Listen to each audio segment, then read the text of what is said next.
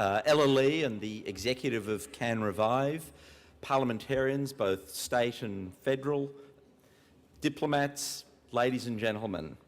It's a great honour and pleasure to be here tonight and to be able to say a few words to you.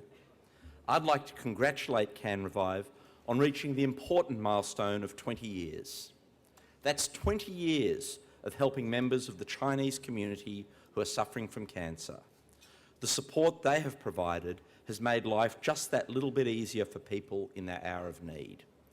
And the important thing is that they are making a difference and they are helping people. And if there should be any doubt in the room, this is an organisation that is worth supporting. Quite early in my own career, I remember the wonderful support offered by members of CanRevive to my own Chinese patients at Royal Prince Alfred Hospital when they began visiting there regularly in 1998. The warmth, the friendliness of the CanRevive volunteers and the ability to communicate in their native language to these people who were suffering made a huge difference to these people. Since that time, I know that CanRevive has grown and now provides the same sort of support at other hospitals around Sydney, at Liverpool, at St George and Royal North Shore. In addition, there are now support and education groups which help patients and their families understand and cope with cancer. I think we all owe a huge debt of thanks to CanRevive and all those wonderful volunteers who have made the organisation such a success. While CanRevive has been growing, we've been on our own growth journey at Royal Prince Alfred Hospital. Back in 1995, an entity called the Sydney Cancer Centre was formed, which brought together all of the cancer treatment services at that hospital. Some years later, in 2003, Chris O'Brien, who is a very well-known head and neck surgeon, became the director of the centre and developed the idea of creating a dedicated cancer hospital. As many of you may know, Chris was diagnosed with a brain cancer himself back in 2006, and he used his own illness to raise awareness, support, and perhaps most importantly, money for the idea of a cancer hospital. I took over the leadership of the Sydney Cancer Centre at that time and then spent a large amount of time working on the new cancer centre. Sadly, Chris died in 2009, but by then he had helped raise the money that we needed to make this project happen. The hospital was given a new name, the Chris O'Brien Lifehouse, to honour his contribution. And by the way, I should point out that some members of the Chinese community have been very major supporters, and I acknowledge their contribution. Lifehouse opened in November 2013 for outpatients, and about 3 months ago we opened our overnight beds and operating theatres to provide full services. It's now a hospital functioning completely dedicated to the treatment and research of cancer. We have 125 beds, including intensive care beds.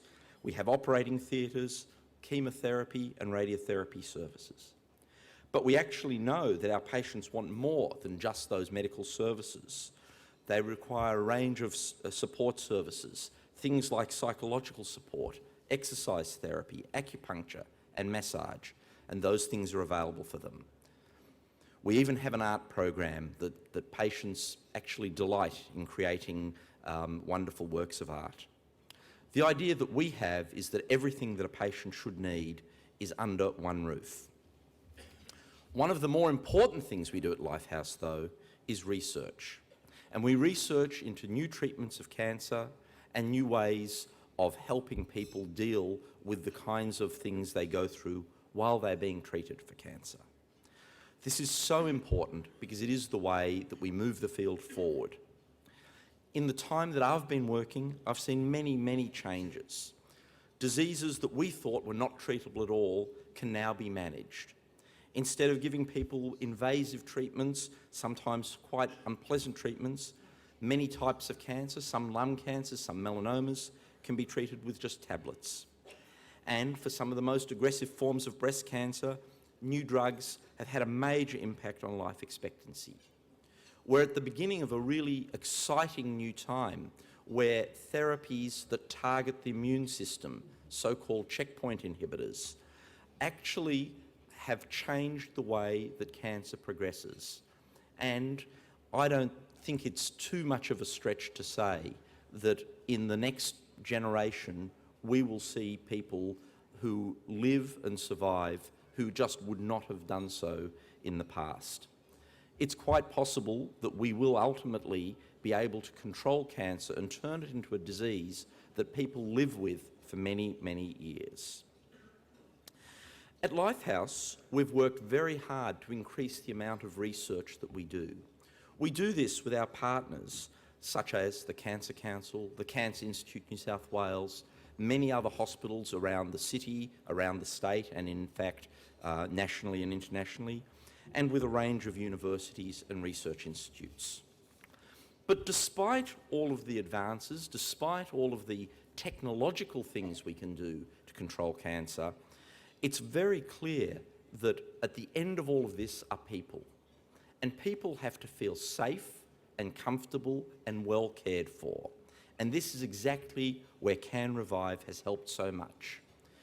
There's no purpose in having wonderful technology to treat people if those people don't understand what's happening and can't actually take part in their own care. And CanRevive have helped so many people be able to receive the care they need in a way that is not threatening and where they understand what is going on with them. We at Lifehouse have worked hard to do the same thing by creating an environment where patients feel safe, feel cared for, and don't feel scared or worried. Now, why is this important? Why is cancer important? It's important because sadly it is a very, very major public health problem in our country. Alongside others, I'll grant that, but it is a major public health problem.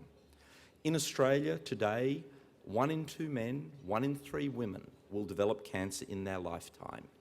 And so if you don't actually have cancer yourself, it's almost certain that you either will know someone or will care for someone who does.